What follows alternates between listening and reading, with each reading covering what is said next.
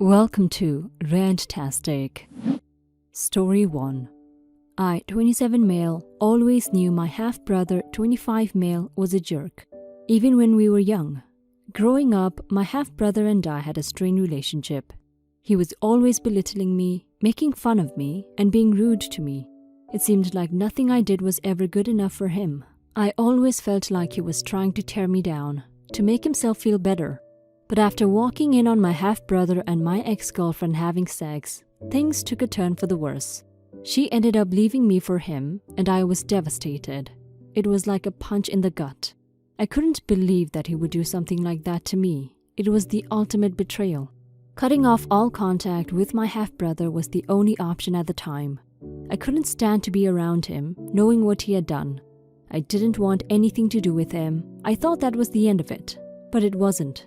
However, the situation has become even worse. The day I found out that my half-brother had broken into my rental property in Texas and was living there with his pregnant girlfriend and his child, who happened to be my ex-girlfriend. I couldn't believe that he would stoop so low as to break into my property and make himself at home.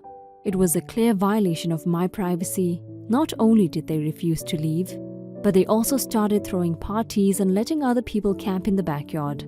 The noise, the mess, and the constant flow of people in and out of the property only added to my stress and anxiety, making the situation even more unbearable. The bills started to pile up, and I found myself struggling to pay for my own home, let alone the rental property. I felt helpless and trapped, as if I was being taken advantage of by someone who was supposed to be my family. At first, I was shocked and angry. I immediately confronted him and told him that he couldn't stay there for free. I needed to rent out the property soon to make some extra income, and his presence was hindering my plans.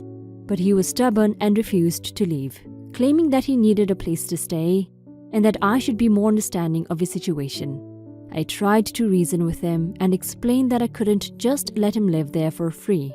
I needed to make a profit on the property, and his presence was making that impossible. But he wouldn't listen to me. He kept insisting that he had nowhere else to go, and that I was being selfish for not letting them stay. It was frustrating because I knew he had other options. This made me feel helpless and stressed, wondering if I was being an a-hole for wanting him and his pregnant girlfriend to leave. Update. Some people suggested that I take legal action against my half-brother, but I'm not sure if that's the right thing to do. I don't want to cause any more drama, but at the same time, I feel like I need to protect myself and my property. I made a decision to involve the police. After involving the police and successfully getting my half-brother and his pregnant girlfriend out of my rental property, the police arrested them for trespassing. And though they asked if I wanted to press charges, I chose not to, and they were let go. I thought that the nightmare was finally over. However, it seems like it was just the beginning. It's worth noting that my half-brother and his pregnant ex-girlfriend are now in a homeless shelter. Adding to his frustration and anger, he has been calling me every name in the book and sending me abusive texts, refusing to take any responsibility for his actions. He's blaming me for his current situation, even though it was his own fault for breaking into my property and refusing to leave. The financial aftermath of the situation has been equally as challenging. I'm left with the task of paying for damages to the property, which has been a significant financial burden. On top of that, I'm struggling to make ends meet, as my rental income has been disrupted due to the damages caused by my half-brother. It was an overwhelming time, but I don't regret taking action to protect my property and my own well-being. I'm grateful for the support I've received from the Reddit community, and I know that I'll get through this with time and patience. I'm ready to move on and create a better future for myself, one where I'm surrounded by positivity and love. Your brother has no shame, OP. Not only did he have sex with your then-girlfriend, but he also broke into your property and expects you to be fine with it because they have nowhere else to stay. You're kind, OP. You should have sued him for the damages he caused to your apartment, even if he has no way of paying it back. He and your ex deserve each other. I'm sorry you have to deal with all this, but next time something like this happens, don't talk to him about it. Call the cops first.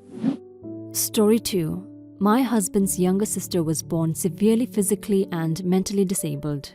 She's completely dependent on other people and needs 24/7 care. She's unable to eat by herself, go to the bathroom, take a shower, dress, etc. I have only met her once, and that was a very sad sight. She's 25 years old, but her mental abilities are those of a 1-year-old. She doesn't speak, except for babbling a thing or two, and I don't think she understands what's going on around her. There is no cure or helping her. That's how she was born, and that's how she will be for the rest of her life. It's horrible and very sad. Sister-in-law has spent all of her life living with mother-in-law and father-in-law. But father-in-law passed away a few years ago, and now it's just mother-in-law who's taking care of her. My husband is helping by sending money to mother-in-law for sister-in-law's needs every month. But we live pretty far away from them and don't have the opportunities to go over that often. However, recently, mother-in-law has been obsessed with the idea that sister-in-law should be moved to live with us. She called my husband the other day and just dropped this announcement on him without even asking for his opinion on this matter. Mother-in-law said that she's getting older and doesn't have that much strength anymore to take care of sister-in-law, that our house is very big and we can definitely find a room for sister-in-law. My husband's answer was no, though he loves and cares for his sister. We cannot take her into our house. There is no one to take care of her. We're both working and have our own little one. He's number one priority that takes the majority of our time, and we're putting him above anything else. Also, call us selfish or evil, but another reason is the fact that we honestly just don't want sister-in-law here. She's a permanently disabled person who needs someone to sacrifice their lives for her sake. And I don't think we have the obligation to do so. Mother-in-law got extremely angry when my husband refused to house sister-in-law. She was like, "How can you? It's your sister. Don't you understand that I'm not young anymore? And don't have the energy anymore? You and your wife are young people. If you can take care of a child, you'll be able to take care of her too." My husband offered mother-in-law a different option. He said that if mother-in-law cannot do it herself, then she should hire a carer. We will pay for it, mother-in-law won't have to spend a dime, and it will be someone professional with the experience and skill of caring for disabled people. Mother-in-law rejected that instantly. She was like, "Hell no, I'm not having a stranger in my house all day long. Forget about it. And why pay for something you can do yourself?"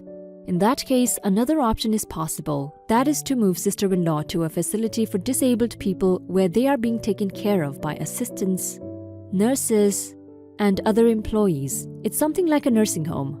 Mother-in-law completely lost it at this proposition, and I'm not sure why. After all, it doesn't mean just taking sister-in-law there and forgetting about her. She can visit her as much as she likes. Facilities like that are not cheap, and they offer much better care than the patient can receive at home. But mother-in-law went crazy about it. She was like, "That's not even up for discussion. My daughter will never spend her life in a place for psychos. How could you even think of that, etc." I don't know if mother-in-law realizes that after she passes away, sister-in-law will most likely end up in a facility anyway.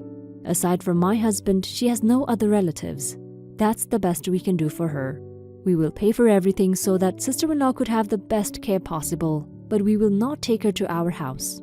So now we have this huge fight with mother-in-law because she tries all she can to sneak sister-in-law into our house. Even after we have said a strict no. We didn't say that we think about it, or maybe. We said that no, it's not gonna happen, don't even think about it. Better think about what you're going to do.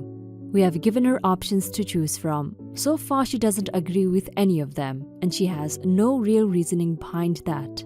She cannot say it's because of money, as we will cover all the expenses concerning sister-in-law. Mother-in-law's only excuse is that she doesn't want to. To me, that's not an argument. But at the same time, we do feel kinda bad, especially my husband. He feels like a bad person, like he's not doing enough for his sister, even though over the years he has given lots of money to make sure sister-in-law has everything she needs. However, there's really nothing else we can do. We have a child and we plan on having more children in the future. What sister-in-law has isn't temporary, and I really don't think we have the obligation to dedicate our lives to someone who will never be a fully functional adult. OP, I'm sorry you and your husband are having to deal with such a difficult situation. Taking on your sister-in-law is not for a novice, and I can completely sympathize with you.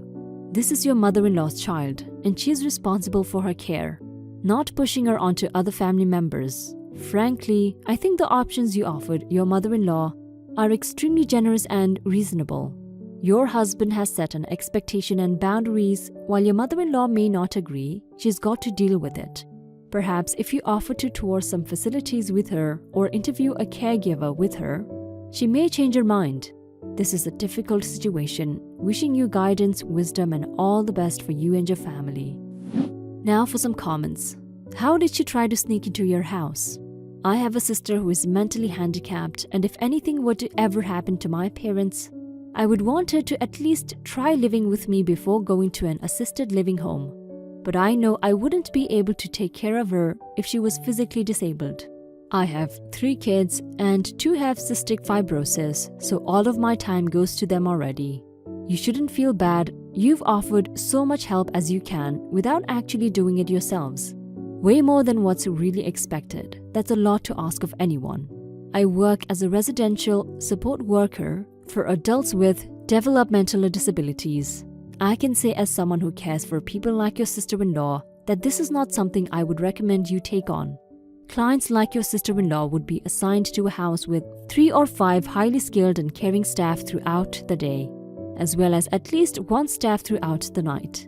It sounds like that may be the best option for your sister-in-law, and I would encourage you to reach out to organizations that care for developmentally disabled adults to have a meeting with your mom to ease her mind about what life is like in one of our residencies.